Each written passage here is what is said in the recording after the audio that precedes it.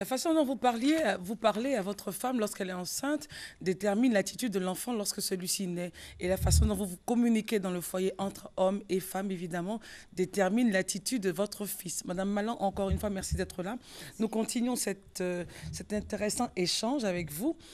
Pour ces hommes et femmes qui se rendent compte que, attention, c'est nous qui poussons en fait l'enfant dehors, dans les fumoirs, enfin, bref, à faire des choses qui ne ressemblent pas à la famille, en fait, à l'identité de la famille. Comment corriger déjà les choses entre les deux? Merci beaucoup. Alors, vous permettrez que je donne un petit peu les conséquences, un petit Oui, peu allez-y. voilà. Alors, la privation affective, donc d'un parent, du père ou de la mère, ou la maltraitance. Alors, je vais préciser que quand on dit maltraiter un enfant, c'est pas forcément le frapper. On peut maltraiter quelqu'un simplement par la parole. Voilà. Donc ça va entraîner les addictions, voilà, la drogue, etc., les dépressions, les troubles du comportement, agressivité, violence, etc., suicide, même éventuellement pour certaines jeunes filles trop déséquilibrées émotionnellement, et l'anxiété constante. Donc l'enfant est toujours anxieux, toujours angoissé, toujours inquiet pour tout. La négligence et l'abandon vont entraîner la dérégulation des émotions. Vous allez voir qu'il y a des personnes qui ont du mal à gérer leurs émotions.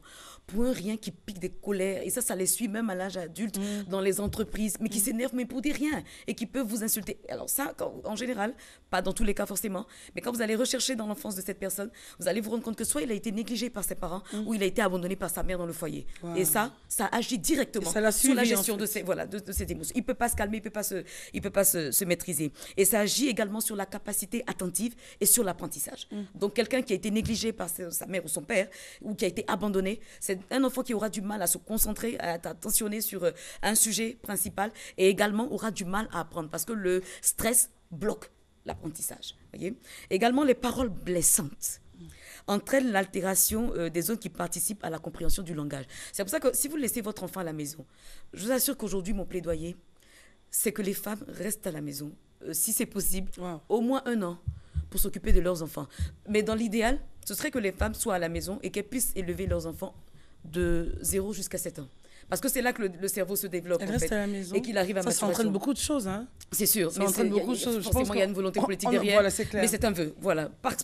Mais je crois que la société Parce que dans certains pays, jusqu'à 1 an, elle est payée, elle peut rester, s'occuper et tout ça. Il y a une volonté politique derrière, parce que forcément, il y a des mesures d'accompagnement qu'il faut prendre pour cela. Ici, on a 3 mois, hein.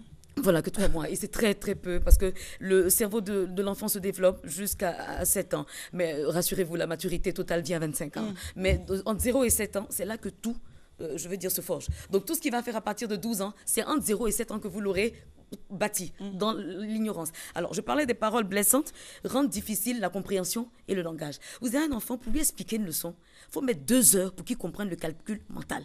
Et vous êtes en train, on humilie l'enfant, on l'insulte, mais pourquoi je ne comprends pas? Est-ce que vous savez que le fait d'adresser des paroles blessantes à un enfant, de lui parler en l'insultant, en l'humiliant, ça fait que l'enfant a du mal à comprendre facilement ses leçons. Ça fait que l'enfant a du mal à comprendre facilement les process qui lui sont expliqués à l'école, et qu'il a du mal à s'exprimer, même à s'exprimer, à parler correctement le français. On lui parle, on enseigne le français, mais quand il doit s'exprimer, il y a beaucoup, beaucoup de déchets dans son langage. Ça vient des paroles blessantes. Si vous avez laissé l'enfant à la maison avec une servante, je ne sais pas, qui malheureusement n'a pas forcément la patience qu'il faut pour s'occuper de l'enfant, et qui, dès que l'enfant fait quelque chose, se met à l'injurier, à l'humilier, à le critiquer, ça va agir directement sur sa capacité à comprendre ses leçons à l'école. Ça me fait penser également aussi à certains maîtres ou professeurs qui sont pas très doux dans le langage lorsque l'enfant ne comprend pas une leçon, par exemple en classe. Merci beaucoup de parler des enseignants, parce que j'allais dire, voilà, une des solutions, les enseignants. L'enseignant peut corriger ce qui a été raté entre 0 et 5 ans, j'allais dire, parce que l'enfant est conscient de ça à l'école, aussi. Voilà, à 5 ans. Si l'enseignant est patient, s'il a des paroles valorisantes envers l'enfant, s'il est attentionné, s'il prend le temps de se focaliser sur les forces de l'enfant et pas sur ses faiblesses. Je veux dire, par exemple, un enseignant qui dit à un enfant, on ne sait même pas pourquoi tu viens à l'école. Tu ne sais pas écrire, tu ne sais pas lire, tu ne sais pas compter, tu ne sais pas calculer. Vous pouvez être sûr que cet enfant sera toujours dernier. Ce n'est pas parce qu'il n'est pas intelligent, hein. C'est parce que simplement, cet enfant, l'ocytocine a déjà été mal alimentée. Il arrive à l'école, on lui donne des paroles dévalorisantes de quelqu'un qui est censé être un modèle pour lui. Vous pouvez être sûr que quel que soit le QI de cet enfant, jamais cet enfant ne sera à la tête dans ses études. Ce qu'il faut, c'est vous focaliser sur ce que l'enfant fait de bien. Même s'il fait tout mal, il fait une chose bien. Peut-être que le matin, c'est lui, cet enfant-là, qui vient vous dire « Bonjour monsieur, il faut lui dire bonjour, il faut lui dire merci. Je te félicite parce que tu es un enfant tu es très bien éduqué. Quand tu viens, tu salues les grandes personnes et c'est une très bonne chose. Focalisez-vous, encouragez-le, motivez-le sur ce qu'il fait de bien. Parce que quand vous le motivez, ce que vous êtes en train de faire, c'est quoi? Dans l'inconscient, vous êtes en train, en fait, d'alimenter positivement l'ocytocine. En fait, j'explique aux parents qu'en fait, c'est pas les conseils, en fait, qu'ils vont donner à 12 ans qui vont faire que l'enfant va bien se comporter. C'est ce qu'ils auront fait entre 0 et 7 ans. C'est l'exemple, en fait. C'est ça, en fait, qu'il faut. C'est-à-dire qu'en fait, ne pas regarder l'enfant et le juger sur ses actes, mais regarder ce que l'enfant fait de bien, le motiver sur ça, en comprenant que ce que l'enfant fait de mauvais, ça ne vient pas de lui. Ça vient de ce qu'il a reçu pendant la grossesse, de sa maman qui s'est peut-être battue, qui a été humiliée, blessée, choquée par sa belle famille, ou même du père, éventuellement. Et tout ça. Donc, on doit l'aider à canaliser ses émotions, à ressortir tout ce qui est négatif et puis maintenant à pouvoir intégrer ce qui est positif. Ce qui est pareil donc pour le couple, c'est pareil aussi pour l'enseignant. Maintenant, Absolument. comment corriger? Je posais la question tout à l'heure. Comment corriger entre monsieur et madame ces choses qui, évidemment, détruisent les enfants? Alors, j'en parlais tantôt. La première des choses, ce sont les fondements. Quand vous vous rendez compte que vous avez des difficultés à communiquer, de toute façon, que les parents ne savent pas, mais l'enfant n'a pas besoin d'assister à une scène, une dispute, pour savoir que ses parents sont en froid ou qu'ils se sont pas, voilà, qu'ils ont des problèmes. L'expression du visage simplement, le regard entre eux. Tout de suite, l'enfant, c'est la froideur même déjà. L'enfant comprend. Il sait déjà qu'il y a un malaise. Et je dis, à chaque fois que l'enfant voit ça, ça alimente mal son ocytocine. Or, c'est ça qui régule le sens moral, le code éthique. Ce qui fait que quelqu'un peut faire ce qui est bien, quelqu'un peut faire ce qui n'est pas bien, c'est l'ocytocine. Et pour qu'elle soit alimentée, il faut que l'enfant voit ce qui est positif. Il faut qu'il voit ce qui est valorisant. Donc déjà, changer de comportement. Changer de comportement. Alors, si vous n'arrivez pas à changer de comportement, rassurez-vous, ça dépend de vos fondements. Ça dépend de ce qui vous a poussé à vous mettre ensemble. Si vous êtes mis ensemble parce que vous voulez changer de conditions de vie, c'est clair que vous ne pourrez pas communiquer. Parce que si vous épousez quelqu'un, par exemple, si une femme épouse quelqu'un pour changer de conditions de vie, pour ne plus être célibataire, voilà, ou bien parce qu'elle était mise dans la misère, donc elle se dit, il faut que je trouve quelqu'un qui est bien, qui est riche. En fait, vous n'épousez pas un homme, vous épousez une situation. Le jour où la situation change, votre cœur va changer. Donc c'est ça le problème. Vous ne pouvez pas communiquer parce qu'en réalité, vous n'êtes pas marié sur les bonnes motivations. Voyez, donc il faut revenir au fondement. Dans tous les cas, ils sont maintenant ensemble, qu'est-ce qu'il faut? Justement, il faut revenir au fondement et puis rechercher les bons fondements. Le bon fondement, c'est rechercher le bonheur de l'autre et pas son bonheur. Donc se dire, on est ensemble, je suis avec toi pour te rendre heureux et pas pour me rendre heureuse moi d'abord. Si vous avez bien conscience que vous êtes ensemble pour rendre heureux l'autre et pas pour vous rendre heureuse vous-même, vous allez bien, vous accepter la tolérance, vous aurez la patience nécessaire, l'humilité nécessaire pour aider cet homme à changer. En comprenant que tout ce que vous voyez, ce sont des défauts de l'âme, mais ce n'est pas son caractère. On va juste faire une pause, recevoir notre invité qui vient annoncer assurément c'est de l'ESMA, voilà. Et on terminera avec Madame Allan qui, en fin d'émission, donnera le contact de l'ONG Emmanuel. Tout de suite, là, on va recevoir l'ESMA et on se retrouve dans quelques instants.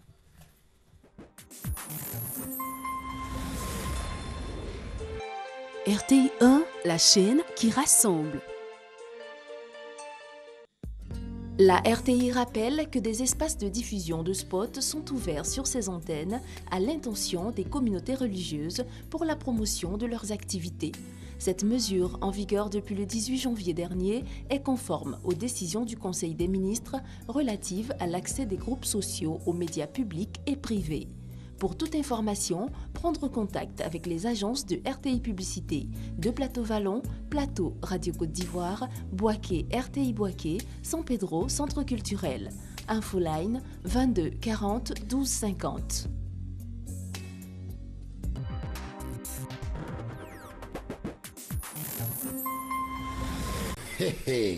Warren. Plongez-vous dans l'univers des usagers des taxis communaux, communément appelés Warren, et découvrez leur réalité quotidienne. Petit chercheur de mari des autres, prison de foyer. Je peux te donner mon numéro si tu veux. Merci, monsieur. Tu sais quoi? Tu es encore plus belle quand tu ris. Donc, il dort comme ça dans le taxi, là. C'est ça que tu vois là, monsieur. Tenez-vous bien. Warren, votre émission humoristique et satirique, tous les soirs, sur RTI 1.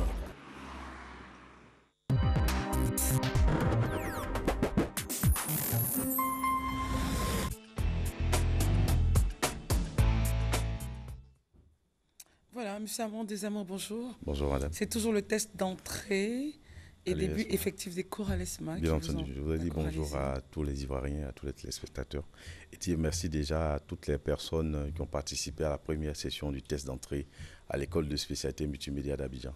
Alors, je voudrais préciser que la deuxième session du test d'entrée à l'école de spécialité multimédia d'Abidjan, ESMA, c'est ce samedi 29 octobre à partir de 8h dans le dit établissement. Alors, ce que je voudrais préciser, c'est que pour participer au test d'entrée à l'ESMA, il faut avoir un minimum qui est le bac. Vous n'êtes pas obligé d'être un nouveau bachelier, vous êtes déjà un travailleur, vous avez déjà obtenu un diplôme universitaire ou un diplôme supérieur.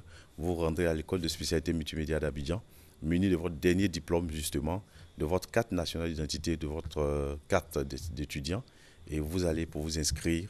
Le test d'entrée se fait en journalisme, marketing, production audiovisuelle, création digitale. Je dis bien journalisme, marketing, production audiovisuelle et création digitale. Et puis ce que je voudrais préciser aussi, c'est que l'ESMA, ce n'est pas seulement le journalisme, ni le marketing ou encore la production audiovisuelle. L'ESMA, c'est aussi les développeurs d'applications, donc informatique et développeurs d'applications, IDEA. C'est aussi la communication visuelle. L'ESMA, c'est aussi les ressources humaines et communication et surtout la gestion commerciale.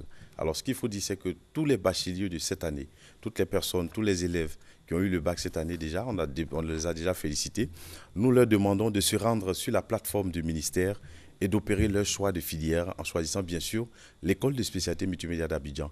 Alors, notre souhait est qu'ils se rendent à l'école de spécialité multimédia d'Abidjan pour opérer ensemble le choix de la filière avec nos différents conseillers qui sont sur place, qui vont leur permettre d'avoir le bon choix.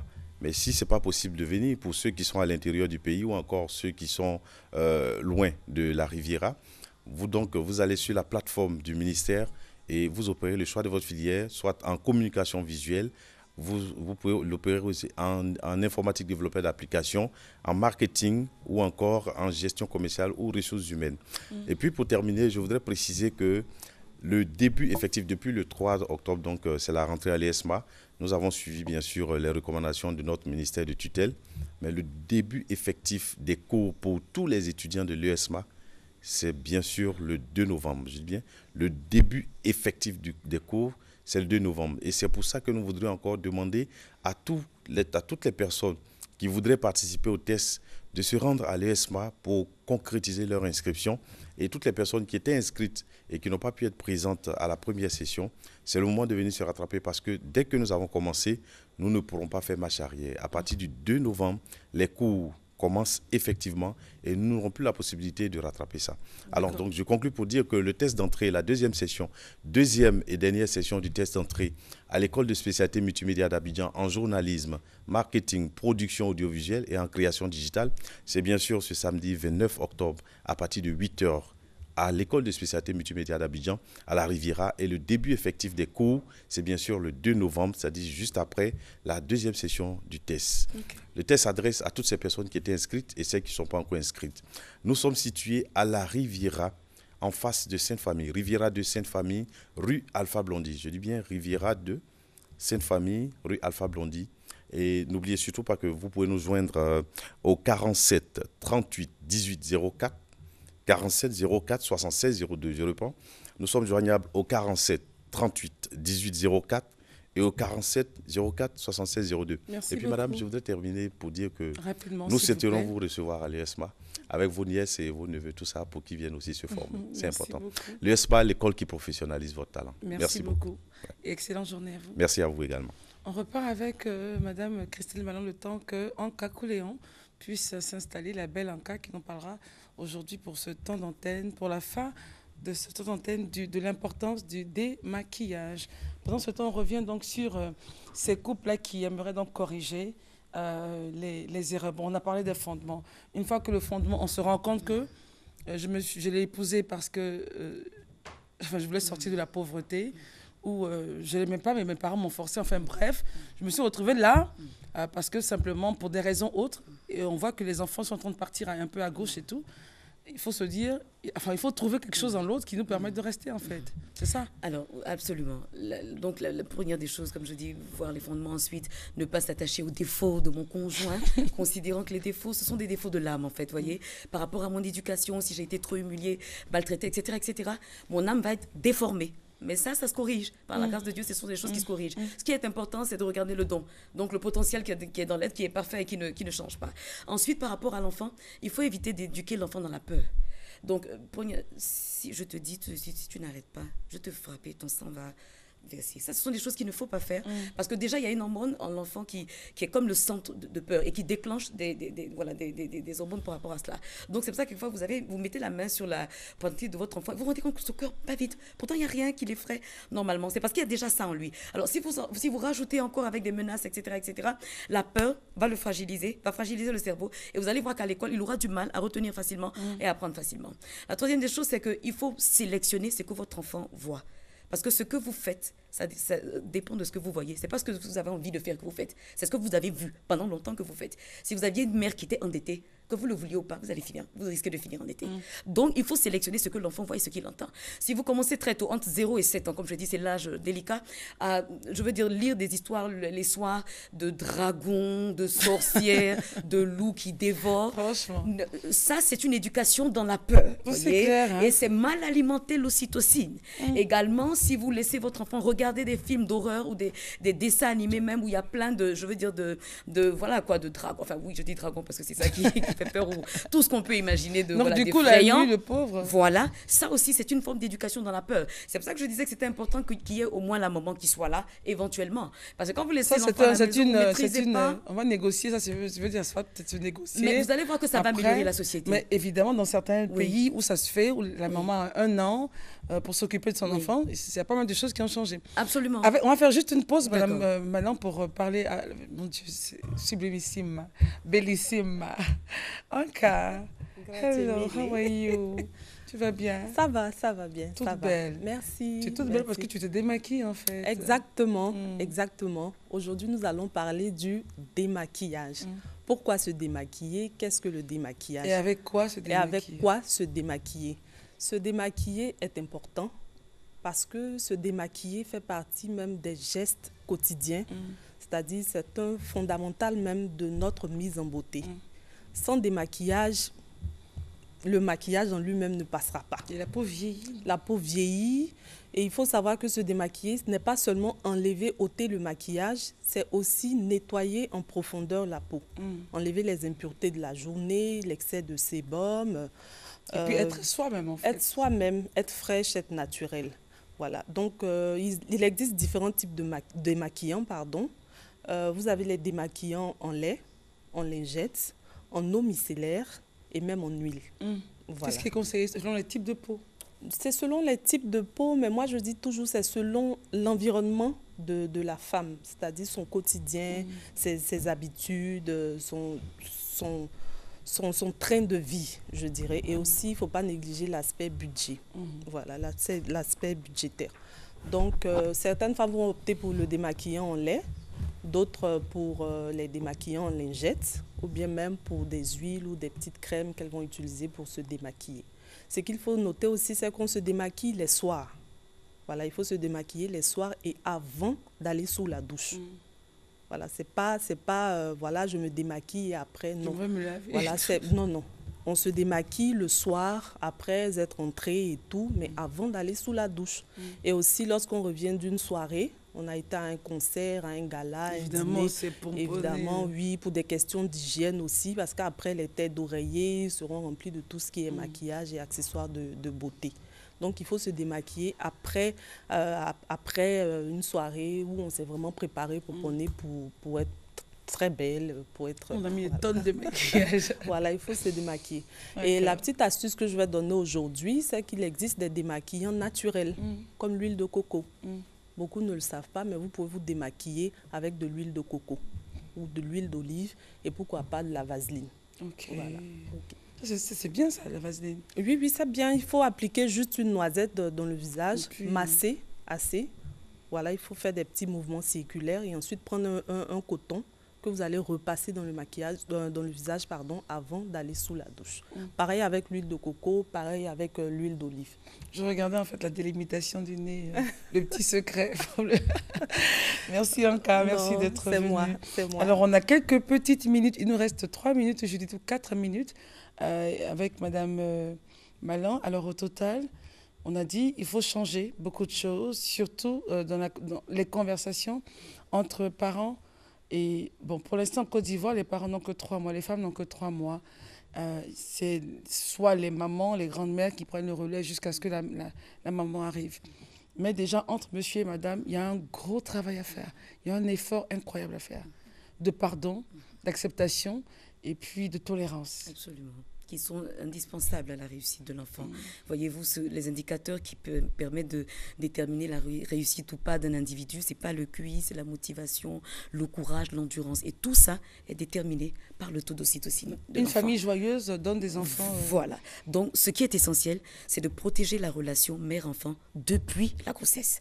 Il faut protéger cette relation. Il faut en prendre soin par les paroles que vous donnez à la mère. Évitez de la faire pleurer, évitez de l'humilier, de la rabaisser, de la rejeter, parce que tout ce que vous allez, je veux dire, lui adresser comme parole négative va stocker en elle de l'ocytocine et elle va le transmettre pendant la grossesse parce que ça se c'est un moment très fragile en fait. Absolument. Vous voyez, et ce sont des choses qui ne sont pas matérielles, qu'on ne peut pas toucher, c'est ça le souci. Donc quand l'enfant va naître, également faire attention parce qu'il va exprimer tout ce qu'il a reçu de négatif. Donc si on est conscient qu'on a reçu des choses négatives, il faut aider l'enfant à exprimer ces choses, ne pas le brimer, croire qu'il est capricieux. Non, non, non. S'il pleure, qu'il ne se tait pas, il crie trop, il mord ses amis, etc. Tout ça, c'est la façon d'exprimer en fait les mauvaises émotions qu'il a reçues. Et je voudrais qu'on revienne sur cette phrase que vous avez dit, l'insécurité d'un père dans un foyer sera manifestée justement par le mauvais comportement de la fille aînée. Absolument. Et l'insécurité d'une mère sera manifestée par le mauvais comportement sur le mauvais comportement. Donc en général, quand vous avez un enfant garçon qui est déviant, regardez la maman. Regardez dans la vie de la maman, vous allez voir qu'elle ne se sent pas à l'aise dans son foyer, qu'elle se sent humiliée, qu'elle ne se sent pas respectée par son époux. Et c'est son fils qui supporte cette douleur-là. Et la fille, c'est pareil. Elle va avoir l'impression que son père n'est pas bien dans sa peau. Il y a peut-être ces affaires qui ne marchent pas. Et la fille va prendre le coup de la souffrance de son père. Donc il faut faire attention à la relation mère-enfant. J'allais dire même père aussi enfant, entre 0 et 7 ans. Parce que c'est là que le cerveau humain se développe. Et si vous avez raté justement les différentes étapes du développement du cerveau à ce moment-là, ça change le comportement de l'enfant. Donc ça va modifier carrément le comportement initial de l'enfant. Et vous allez vous retrouver à l'adolescence avec un étranger, avec un enfant que vous ne connaissez pas. Vous parlez, il discute, il est rebelle surtout, vous ne le comprenez pas, vous ne pouvez même pas communiquer. En fait, c'est parce que les étapes de développement de son cerveau entre 0 et 7 ans... C'est encore plus difficile pour les femmes seules qui ont des enfants. Alors. Absolument, parce que l'autorité parentale du père n'étant pas là, forcément, il y a un manque. Il y a donc quelque chose qu'il faut, je veux dire, un gars à combler, et la mère n'a pas forcément vocation à, je veux dire, à être beaucoup plus autoritaire qu'il c'est un homme et une femme. Voilà, donc il faut combler ce gap, et c'est là que l'enseignant justement pourrait venir normalement intervenir. Voilà, si il a pas qu'on puisse vous dire mais qu'est-ce que vous faites dans ma classe, vous devriez être ailleurs, pas ici. Voilà, en fait, je veux dire que pour certains, c'est vraiment la grâce de Dieu qui a poussé, quoi, parce que si on se rappelle de certaines paroles d'enseignants, on se dit, dis donc, c'est vraiment Dieu qui m'a emmené là où je suis. Voilà, c'est pour ça qu'on sensibilise, pour changer les comportements, les mentalités d'abord et ensuite les comportements. À quel numéro on pourrait vous joindre, Madame Mala? Au 78 29. Non, tout doucement, slowly, easy. J'essaie de faire des efforts, mais c'est compliqué. 78 2 fois 29 19. 78 29 19. Voilà. L'émission est terminée en espérant qu'elle vous a fait beaucoup de bien. Portez-vous bien aussi. Et puis, que Dieu nous garde dans la paix et dans la bonne santé. Et surtout, les femmes, n'oubliez pas de vous démaquiller ce soir. Au revoir.